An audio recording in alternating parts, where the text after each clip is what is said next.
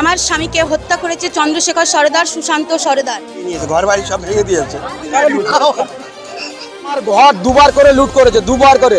মিলের হারবান বাহিনী এরা সব হিন্দুদের উপরে অত্যাচার করে। এরা ঘরে থাকতে দেয় না, কিছু বলতে গেলে মা বোনদের উপরে অত্যাচার চালায়, কিছু বলতে গেলে আমরা প্রতিবাদ করতে পারি না। যখনই প্রতিবাদ করতে যাই আমার মা বোনদের উপরে ভয় দেখিয়ে আমাদের ঘরে থাকতে দেয় না, আমাদের বাইরে বার করে দেয়।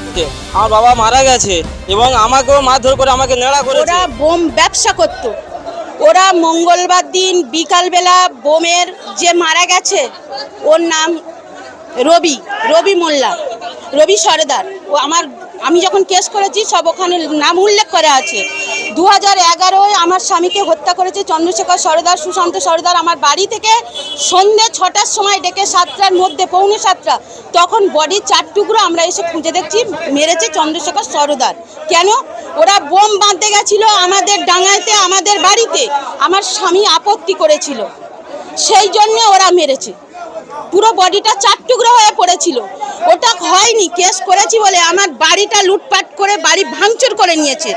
বাড়ি ভেঙে আমাকে পুরো দেশ থেকে তাড়িয়ে দিয়েছিল ওই চন্দ্রশেখর সরদার। আমার বিচার তো দূরে যাক, আমার দেশ থেকে তাড়িয়ে দিয়েছে। আমার 2টো ছেলে আছে, একটা ছেলে তখন 9 বছর, একটা ছেলে 2 বছর 7 মাস। আমি নিজে প্রতিবন্ধী, আমাকে দেশ থেকে তাড়িয়ে দেওয়া হয়েছে। আমার কোনো বিচার হয়নি। শওকত মোল্লার কাছে আমি অনেকবার জানিয়েছিলাম, শওকত মোল্লাও বিচার করেনি। আমি কলকাতায় লোকের বাড়ি আয়ার কাজ করে করে খেয়েছি, বাচ্চাদের মানুষ করেছি। 2021-এ আমার ঘর লুটপাট করেছে, আমার পুকুর লুট করেছে, আমার জমি ওরা ধরে নিয়েছিল। আমি কেস তুলিনি বলে আমার অত্যাচার, ওরা প্রচুর অত্যাচার করেছে, আমাকে নির্যাতন করেছে, আমাকে দেশে থাকতেই দেয়নি আমার স্বামীকে মার্ডার করে। আমি মুখ্যমন্ত্রী শুভেন্দু দাদার কাছে অনুরোধ করছি আমার বিচারটা পাইয়ে দিন। এবং শুভেন্দু দাদার কাছে 2021-এ আমি দরখাস্ত দিয়েছিলাম। বাসন্তী 3 মাথার রাস্তায় গাড়িতে শুভেন্দুদা উঠছিল, শুভেন্দুদার হাতেই আমি দরখাস্ত দিয়েছি বিচার পাওয়ার জন্যে। তখনও গেছিলাম, এখনও আমি অনুরোধ করছি মুখ্যমন্ত্রী শুভেন্দু দাদার কাছে আমার বিচারটা পাইয়ে দিন। আমি ন্যায় বিচার পেতে চাই। আমি একটা প্রতিবন্ধী মহিলা, আমি ন্যায় বিচার পেতে চাই। আজকের কেন আমি দেশ ছাড়া, আমার বাড়ি ভাঙচুর করে দিয়েছে। আমি এসে থাকার জায়গা নেই। আমি কলকাতায় খেটে খেটে খেটে খেটে আজও খাচ্ছি। আমার বিচারটা পাইয়ে দিন, আমি অনুরোধ করছি। আর একটা অনুরোধ করছি, আমাদের নারীদের এখানে অত্যাচার হয়, এই নারীদের অত্যাচার থেকে আপনি বাঁচান, সুরক্ষিত রাখুন। রেপ হলে, ধর্ষণ হলে, তাদেরকে যখন অত্যাচার করে সন্ধ্যে 6টার পর নারীরা বাড়ি থেকে বেরোতে পারে না। এই নতুন সরকারের কাছে অনুরোধ করছি নারীদের সুরক্ষা দিন। আর একটাই অনুরোধ, নায়ক নায়িকাদের দলে আনবেন না, কারণ ওরা সঠিক বিচার করতে পারে না। ওরা তো নায়ক, ওরা নায়িকা, ওরা দেশের জন্য নয়। করে নিয়ে নিয়েছে, ঘর বাড়ি সব ভেঙে দিয়েছে। আর আমি কিছু বলতে পারছি না, কি আর বলবো। কতটা জায়গা আপনার? 30 থেকে 45 বিঘে সম্পদ। 40 থেকে 50 বিঘে। বলছি 8 বছরের মেয়ে হচ্ছে স্কুল তো বাড়ি যাচ্ছে 4টার দিকে, হচ্ছে স্কুল তো বাড়ি আসতে গিয়ে ওখানে কারেন্ট দিয়েছে, আমার বাচ্চা জানে না। পড়া গোবিন্দ কারেন্ট দিয়েছে, আমার বাচ্চা জানে না, আসতে গিয়ে ওখানে পড়ে গেছে আর উঠতে পারিনি বাচ্চা। আমার এত বড় ছেলে, সে বাড়ি এসে বলছে মা বোনের কারেন্ট ধরেছে, আমি এখান থেকে যাবো, তারপর বোনদের তুলবো, তারপর তো তার আগে নিজের জীবন দিয়ে যাচ্ছে। আমার কোনো 1 পয়সা কোনো জিনিস। বাচ্চা যখন কান পড়ে মারা যায় তখন আমি খেড়িয়ার হাটে যাই, গিয়ে আমি জুতোর কাজ করি। এখন ওই কি গোষ্ঠ দাদু আর চন্দ্রশেখর আর নিখিল গিয়ে আমার জোর করে নিয়ে থানায় যায়। থানায় গিয়ে আমার মারধর করতে যায়, মারধর করে এক জায়গায় সই করে নিয়েছে, করে নিয়ে বলে চল ক্যানিংয়ে তোর টাকা দেবো। এবার ক্যানিংয়ে নিয়ে গেছে, ক্যানিংয়ে টাকা দেয়নি, বলে তুই বাড়ি চলে যা। আমরা 4-5 জন গিয়ে ওখান থেকে ঘুরে আইছি, ঘুরে এসে সেখান থেকে আর কোনো দেখা করে না, কোনো কিচ্ছু করে না, বলতে যায় বলে হয়ে গেছে চলে যা বাড়ি। আমাদের নিজের জমি জায়গা, আমার নিজের নামের জমি জায়গা, সেই জমি জায়গার রেকর্ড সব কেটে দিয়ে আমাদের জমি সব নিয়ে নিয়েছে বাড়ি থেকে।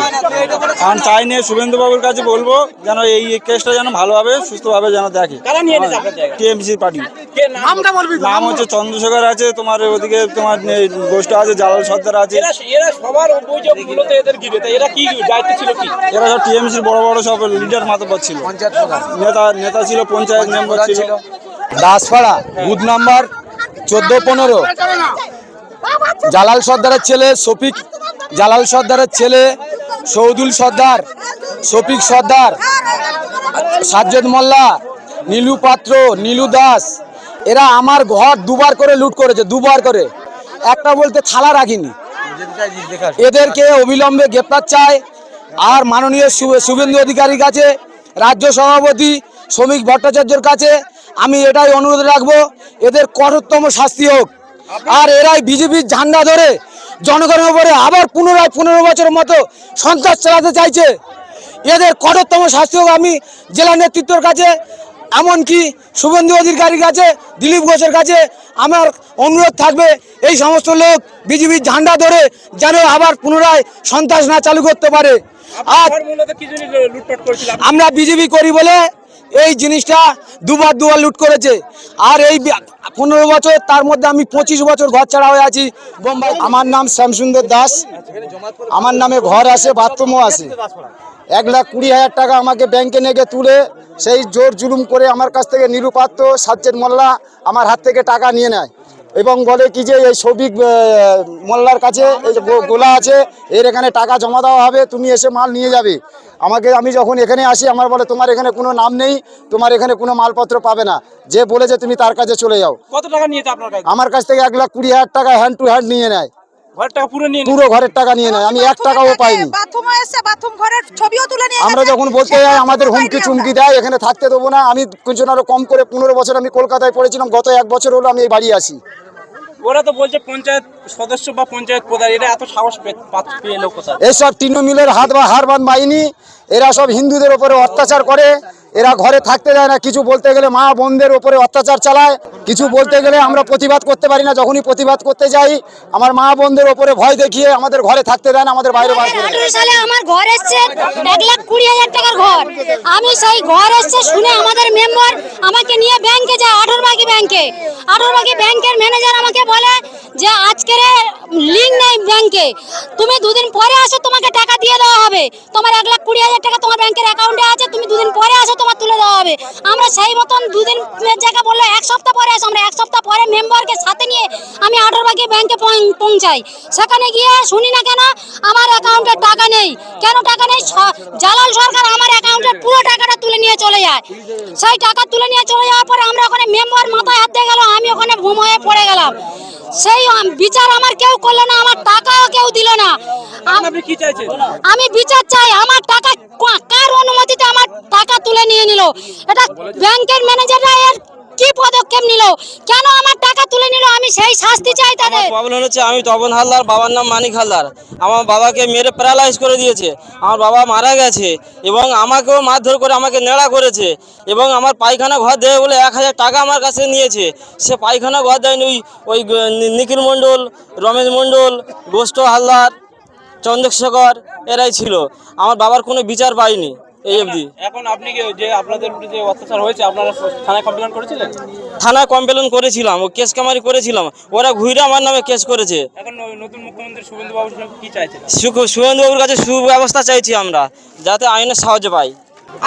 আমার নাম বৈশাখী হালদার, আমার স্বামীর নাম সনদ হালদার।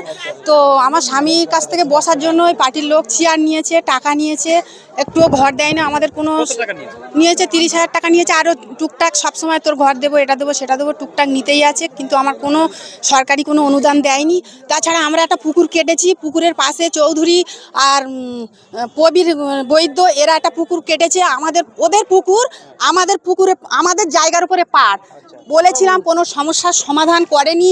আর যে কোনো গরুর সব কিছু গরু বাছুর যা কিছু বাঁধে সব আমাদের পার ঘেঁষে, যাতে আমরা সবসময় বলি যে পারটা আমরা এত টাকাতে খরচ করেছি, পার ধসে যাবে, তোমরা গরু বেঁধো না। কিন্তু সেই গরু পাশে বাঁধবে, পাশের লোকেরা গরু ছেড়ে দেবে, যাতে আমার পারটা না থাকে।